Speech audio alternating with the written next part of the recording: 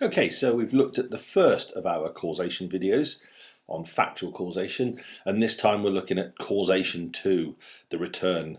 And that's going to look at legal causation, the second of our 3 videos and the second of our 3 stages. So let's just have a very quick recap. If you recall, the first stage, or the first test, was factual causation. Did the defendant factually cause the outcome? And that's known as the but-for test. And if you recall, it acted as a filter. It sort of prevented some instances getting through to the next stage. It made it easier for us to see how many cases we should go on to continue looking at. And I've tried to make that easier for you by showing it in a simple flow chart. And what I'm going to suggest is that actually legal causation causes the largest number of problems, when technically it's quite a simple, straightforward test. And I'm going to try and break it down and make this video relatively short to demonstrate that it is a simple test to apply. The first thing that we have to do is to look and take the defendant's act and to say, did the defendant's act factually cause the outcome? And you remember we used the but-for test. But for the defendant's actions, would the outcome have occurred? And the test we use for that is R.V. White, the man who poisoned or tried to poison his mother. Mother dies of a heart attack before the poison takes effect. So he's not factually the cause of her death. The next stage, once we've shown that that's the case and the defendant has failed or passed, depending which way you phrase it, the factual causation or the but-for test, we look at legal causation. So was the defendant, or is the defendant now, having been proved to be factually the cause, are they the legal cause? And we use 2 key concepts to discuss whether or not the defendant is the legal cause. The first of those is that is the defendant's action, so is the defendant's act, a substantial and operative cause of the outcome? Is it substantial and is it operative? And I'm going to look at both of those in a moment.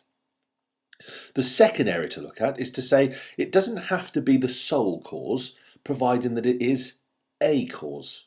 And what I mean by that is that it doesn't have to be the only cause of death, providing that it is one of the causes, and that cause needs to be both substantial and operative.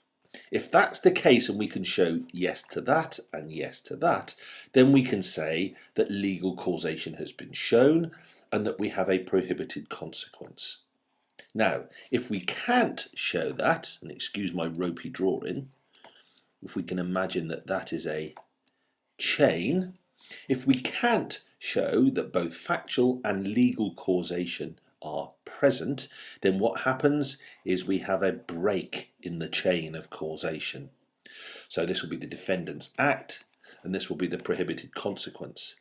If we cannot show factual or legal causation, we break the chain of causation and the defendant is not liable.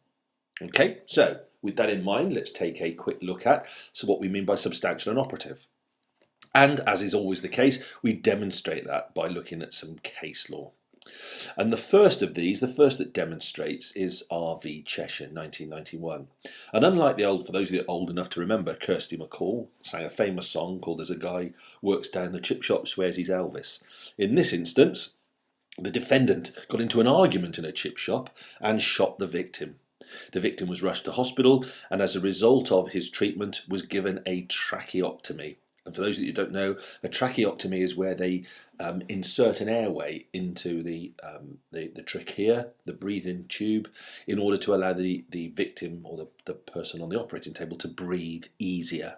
Now, the defendant or the victim started to get slightly better when unfortunately what happened, he suffered some breathing problems. And the breathing problems were caused because the tracheotomy scar, which I'll just put on there, the tracheotomy scar was causing some breathing issues. The hospital should have recognised this, but they failed to do so. They were negligent, some would say even reckless, in not recognising that the likely cause of the victim's problems was the tracheotomy scar and then failed to respond to them. The defendant suggested that his actions, the shooting, were not the substantial and operative cause of the victim's death. The court, on the other hand, said that this incident, this tracheotomy scar, this breathing problem, did not break the chain of causation from the shooting. The defendant actions need not be the sole or even the main cause of death as long as they contributed significantly to that death, and the shooting was still a substantial and operating cause of the death. The man was still very ill as a result of the original shooting, and even though his death was it was in large part caused by this incident, caused by the scar, the original gunshot was still operating and still substantial. Okay. Another case to look at in this is Smith. And Smith is the case of a soldier. The defendant stabbed the victim with a bayonet during a fight in barracks. They're both soldiers. And the victim's friend took him to the first aid post, but on the way he dropped him twice. Unlucky. At the first aid post, the medical officer was busy and took some time to get to the victim, and the victim died about 2 hours after the stabbing. Had he been given the proper treatment, he would probably have recovered. So that's the background story. Of course, the defendant said, well, both dropping him on the way to the medical centre and the doctor failing to attend to him was the actual cause of death, not the stabbing. And the courts took a very different view. The courts said that the treatment he was given was thoroughly bad, and it might have even affected the chances of recovery. But whether the medical treatment was correct or not, the chain of causation is not broken. And there's a key thing that they said, which I think sums up causation brilliantly. If at the time of the death the original wound is still an operating and substantial cause, then death can be said to be a result of the wound, albeit that some other cause is also operating. So you've got two causes operating, but because the original stabbing was still an operating cause and a substantial cause, it means that the defendant is legally or has legal causation. Only when the second cause of death is so overwhelming as to make the original wound merely part of the history can it be said that death does not flow from the wound. And we'll look at a contrasting case of that in a moment. But the idea is, in short, think of it as a timeline. Okay, so think of this as time. And the idea is that if the original injury is so old that it ceases to be a threat to life, then you can say that it is part of the history and the chain will be broken. If the original injury is still operating, it's still working on the victim, and some other cause contributes to death, then the original wound, the original incident will still be seen to be both operating and substantial. So let's just break those two things down just slightly further, just to finish off. The first is, what do we actually mean by substantial? And in terms of substantial, we refer to what's known as the de minimis principle. And the de minimis principle means more than something trivial. So more than trivial. So for the defendant's act to be substantial, it needs to be more than trivial. And I've said, look, why don't we contrast a deep cut, nasty, that's a bit of a bad wound, isn't it? A deep cut and a pinprick. The pinprick can be seen to be absolutely trivial and minimal. The deep cut can be seen to be hugely serious. Yet both are classed as wounds. The pinprick is likely to fail the de minimis principle, whereas the deep cut quite obviously will pass the de minimis principle, depending which way we look at fail and pass, obviously. So the de minimis principle says that it needs to be something more than merely trivial. And that will help us to distinguish whether or not the defendant's acts were a substantial cause of the outcome. The second thing to look at is to say, what do we mean by operative? And operative means it has to be not the sole or main, cause, but a cause. And I'll start coming from backwards. I'll start by looking at Paget in this instance. Most of you will be familiar with Paget. What happens in Paget is, to avoid arrest, the defendant uses his pregnant girlfriend as a shield and fires at armed police. The police return fire and hit and kill the girl, unfortunately. The defendant was held to be the legal cause of death, despite causing no physical injury himself, as he set in motion a chain of events that led to the death of the girl, and it was foreseeable, if he shot at the police, that the police would shoot back at him. The court held in this case that it was the defendant's act, or the court held that the defendant's act need not be the sole cause, or even the main cause of death, providing that it is a cause, in that it contributed significantly to that result. So, providing it is a cause, and it is more than trivial, then we will have a substantial and operative cause.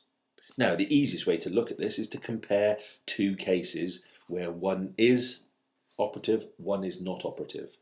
We've already looked at Cheshire, and we've looked at how the tracheotomy scar did not take away from the original gunshot wound.